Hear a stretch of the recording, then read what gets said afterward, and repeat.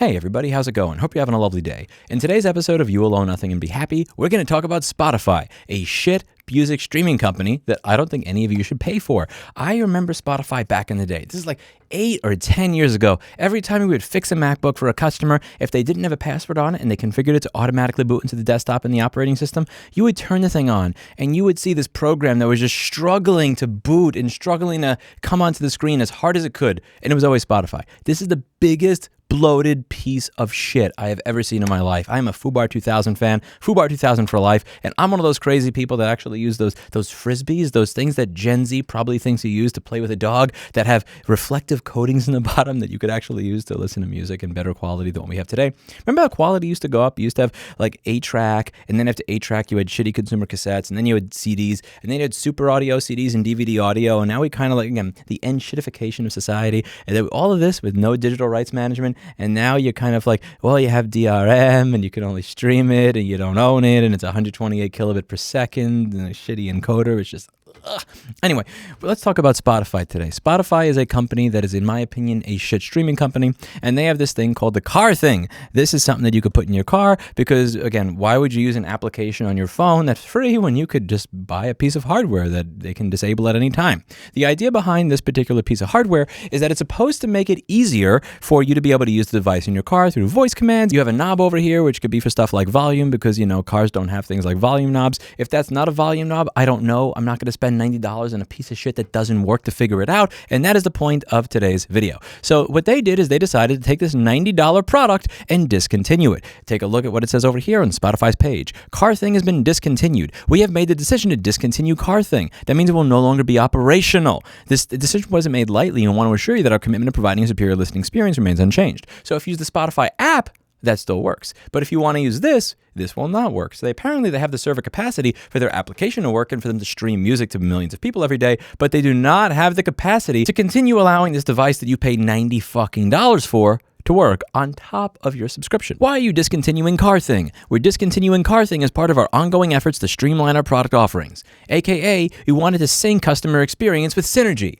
Bullshit corporate word salad. That's their way of saying, hey, I know you pay monthly for this service. I know you paid over $90 for this thing, but we don't want to support it anymore. F you. And rather than be honest about it, we're going to say things like streamline, like, you know, sync, synergy, customer satisfaction. What will happen to my Car Thing after December 2024? After December 9, 2024, Car Thing will be discontinued and will no longer be operational. What should I do with the device? And that's going to be my favorite part of this video. We recommend resetting your Car Thing to factory settings and safely disposing your device following local electronic waste guidelines. Contact your local state or waste disposal department to determine how to dispose of or recycle the Car Thing in accordance with applicable laws and regulations. So they're admitting that they're turning something you paid $90 for in e-waste. I'm sorry, where's the part of this FAQ where you say, hey, since we're not supporting this device anymore, here's the firmware and here's the software that runs it. We're going to open the source code for you so that you may be able to use this for something else. You may be able to repurpose the device that you paid $90 fucking for so that you can continue to use it with the service that you're still paying a monthly fee for. You know what I think people should do? You know what I think would be really fun? Guess where you should dispose of this? Fuck disposing of this where your state or local city authority claims you should dispose of e-waste. You know where you dispose of this e-waste? Their fucking corporate headquarters. And what's great is Spotify has made it convenient to figure out exactly where that is, regardless of where you are in the world. If you're in Belgium, square the Muse 37. Sorry if I mispronounced that. If you're in Finland, I'm not even going to try to pronounce that. If you're in the United States over here, you can scroll down 4 World Trade Center, 150 Greenwich Street, 62nd floor, New York, 10007. This seems like a perfect place for every single person who bought this piece of shit to return it to. If you're not able to go there in person, you can mail it. UPS, FedEx. I think it would be prophetic and wise to fill their corporate headquarters with this e-waste. Why is it your responsibility to recycle it? I mean, just imagine the balls on these people. This sounds like the fucking mafia. You're going to buy my shit. You're going to pay $90. You're going to pay a monthly fee to use it. We're going to disable it so that you have to buy a new thing, and you're going to have to fucking recycle it at an e-waste facility or you're choosing. Sounds like my uncle trying to be a tough guy. Like, what is wrong with these people that they think they could actually put this on their website and not have people literally mob their corporate headquarters saying, give me my fucking money back? How about you give people their money back? Because it seems like you took it for something that you never had a fucking plan to support in the first place. With my money! Where's my money? And you know what? You know what I think would really hit them in the pocketbook?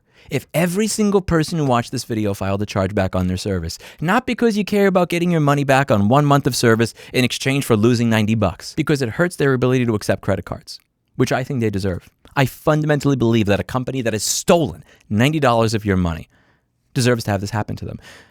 Think of credit card processing similar to internet services. You can spend $5,000 a month to get, 50 by 50 megabit per second, where it's technically fully provisioned for you and it's not being shared or oversold. Or you can pay, let's say, $90 a month to have 1 gigabit per second internet, where you're getting the gigabit, but if everybody decides to use it at the same time, you're no longer getting the gigabit.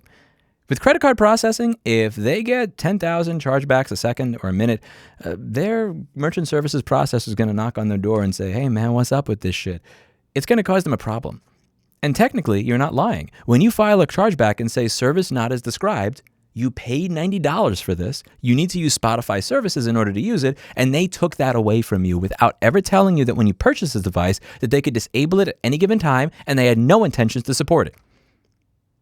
You can reference their website where they call this device e-waste.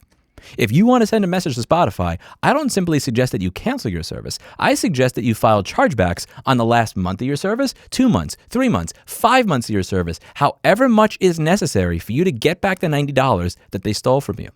There's only one way for companies like this to learn. A, massive filing of chargebacks. B, action from our government, which, as you know, is never going to fucking happen because the FTC is toothless and spineless. And C, for every single one of these devices to be disposed of, as they suggested, as e-waste at their corporate headquarters.